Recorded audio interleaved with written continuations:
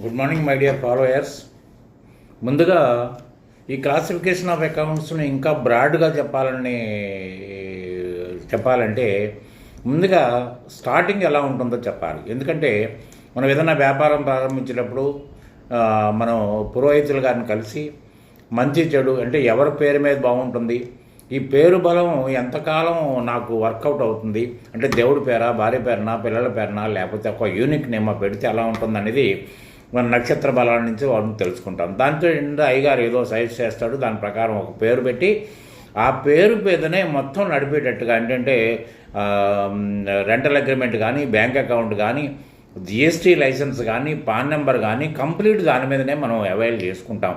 అంటే ఇవాళ classification of accounts ప్రత్యేకించి దీని మీదనే బేస్ అయి ఉంటుంది ఉన్నారా, దీని మీదనే బేస్ అయి ఉంటుంది. దాని వివరాలు నెక్స్ట్ వీడియోలో ఏంటంటే మీకు 6